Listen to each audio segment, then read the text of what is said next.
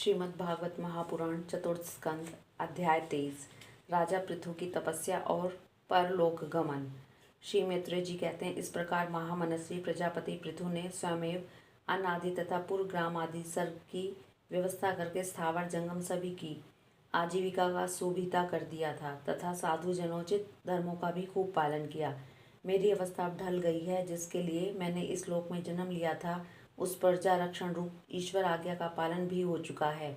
अतः अब मुझे अंतिम पुरुषार्थ मोक्ष के लिए प्रयत्न करना चाहिए। यह सोचकर उन्होंने अपने विरह में रोती हुई अपनी पुत्री रूपा पृथ्वी का भार पुत्रों को सौंप दिया और सारी प्रजा को बिलखती छोड़कर वे अपनी पत्नी सहित अकेले ही तपोवन को चल दिए। वहां भी वे वानप्रस्थ आश्रम के नियमानुसार उसी प्रकार कठोर तपस्या में लग गए, जैसे पहले गृहस्थ आश्रम में अखंड व्रत पूर्वक पृथ्वी को विजय करने में लगे थे। कुछ दिन तो उन्होंने कंदमूल खाकर बिताए, कुछ काल सूखे पत्ते खाकर रहे, फिर कुछ पखवाड़ों तक जल पर ही रहे तथा इसके बाद केवल वायु से ही निर्वाह करने लगे। वीरवर पृथु मुनिवृत्ति से रहते थे। गर्मियों में उन्होंने पंचाग्नियों का सेवन किया। वर्षा ऋतु में खुले मैदान में रहकर अपने शरीर पर जल की धाराएं सही और जाड़े में गले तक जल में खड़े रहे।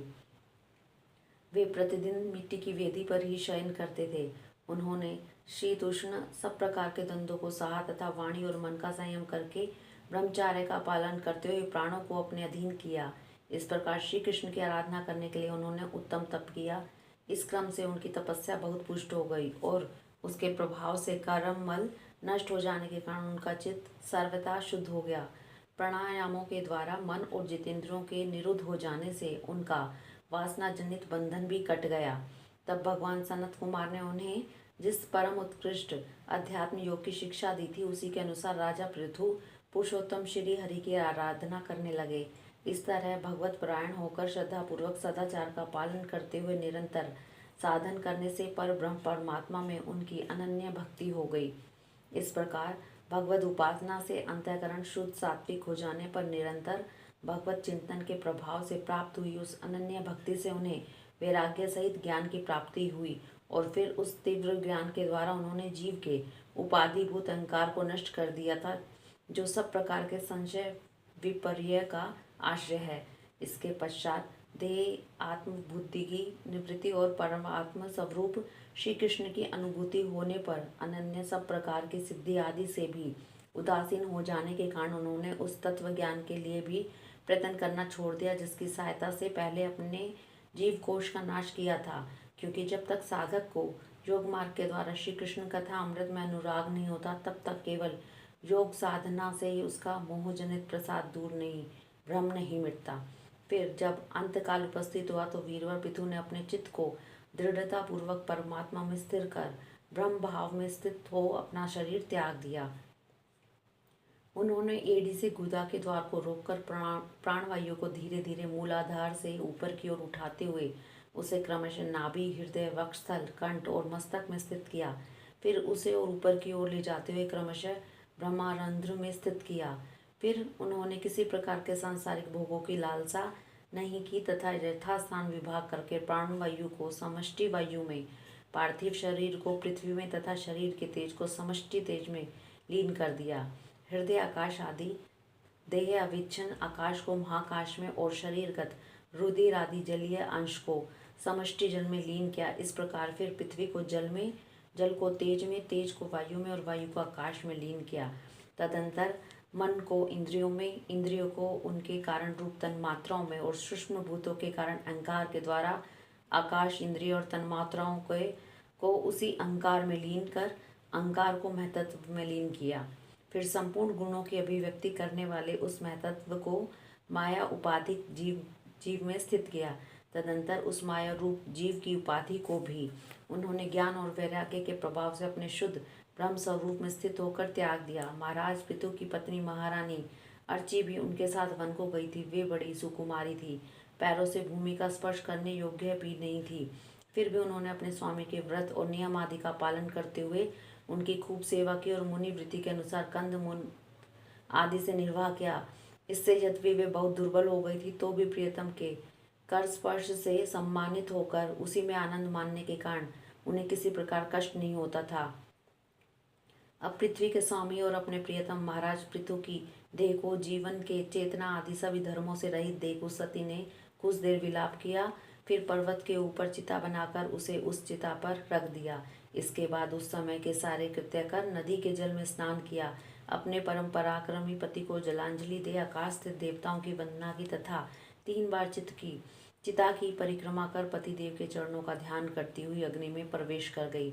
परम साध्वी अर्ची को इस प्रकार अपने पति वीरवर पितु का अनुगमन करते देख सहस्त्रों वरदायिनी देवियों ने अपने अपने पतियों के साथ उनकी स्तुति की। वहां देवताओं के बाजे बजने लगे। उस समय उस मंदराचल के शिखर पर वे देवांगनाएं फूलों की वर्षा करती हुई आपस में इस प्रकार कहने लगी, ओहो यह स्त्री धन्य है, इसने अपने पति राजेश्वर पितु की मन वाणी शरीर से ठीक उसी प्रकार सेवा की है जैसे श्री लक्ष्मी जी जगेश्वर भगवान विष्णु की करती हैं। अवश्य ही अपने अचिंत्य कर्म के प्रभाव से यह सती हमें मिलाकर अपने पति के साथ उच्चतर लोकों को जा रही है। इस लोकों में कुछ ही दिनों का जीवन होने पर भी जो लोग भगवान के परम पद की प्राप्ति करने वाला आत्मज्ञान प्राप्त कर लेते हैं, उनके लिए संसार में कौन पदार्थ दुर्लभ है। अतः जो पुरुष बड़ी कठिनता से भूलोक में मोक्ष का साधन स्वरूप मनुष्य शरीर पाकर भी विषयों में आसक्त रहता है, वह निश्चय ही आत्मघाती है, वह ठगा गया। विदुर जी, जिस समय देवांगना इस प्रकार स्तुति कर रही थी, भगवान के जिस परम धाम को आत्मज्ञानियों में श्रेष्ठ भगवत प्राण महाराज पृथु गए, महारानी अर्ची भी उसी पति लोक को गई। परम भागवत पृथु जी ऐसे ही प्रभावशाली थे, उनके चरित्र बड़े उदार हैं। मैंने तुम्हारे सामने उनका वर्णन किया। जो पुरुष इस परम पवित्र चरित्र को श्रद्धा पूर्वक एकाग्र चित्त से पढ़ता, सुनता और सुनाता है, वह भी महाराज पृथु के पद भगवान के परम धाम को प्राप्त होता है। उसका सकाम भाव से पाठ करने से ब्राह्मण ब्रह्म तेज प्राप्त करता है, क्षत्रिय पृथ्वीपति हो जाता है और वैश्य व्यापारियों में प्रधान हो जाता है, शूद्र में साधुता आ जाती है। स्त्री हो या पुरुष, जो कोई इसे आदरपूर्वक 3 बार सुनता है, वह संतानहीन हो तो पुत्रवान, धनहीन हो तो महाधनी, कीर्तिहीन हो तो यशस्वी, मूर्ख हो तो पंडित हो जाता है। यह चरित्र मनुष्य मात्र का कल्याण करने वाला और अमंगल को दूर करने वाला है। यह धन, यश और आयु की वृद्धि करने वाला, स्वर्ग की प्राप्ति कराने वाला और कलयुग के दोषों का नाश करने वाला है। यह धर्म आदि चतुर्वर्ग की प्राप्ति में भी बड़ा सहायक है। इसलिए जो लोग धर्म, अर्थ, काम और मोक्ष को भली भांति सिद्ध करना चाहते हैं, उन्हें इसका श्रद्धापूर्वक श्रवण करना चाहिए। जो राजा विजय के लिए प्रस्थान करते समय इसे सुनकर जाता है, उसके आगे आकर राजा लोग उसी प्रकार भेंटे रखते हैं जैसे पृथु के सामने रखते थे। मनुष्य को चाहिए कि अन्य सब प्रकार की आसक्ति छोड़कर भगवान में विशुद्ध निष्काम भक्ति भाव रखते हुए महाराज पृथु के इस निर्मल चरित्र को सुनावे और पढ़े। विदुर जी, मैंने भगवान के महात्म्य को प्रकट करने वाला यह परम चरित्र तुम्हें सुना दिया। इससे प्रेम करने वाला पुरुष महाराज पृथु किसी गति पाता है। जो पुरुष इस पृथु चरित्र का प्रतिदिन आदर पूर्वक निष्काम भाव से श्रवण कीर्तन करता है, उसका जिनके चरण संसार सागर को पार करने के लिए नौका के समान है, उन श्री हरि में सुदृढ़ अनुराग हो जाता है। हरि ओम तत्सत।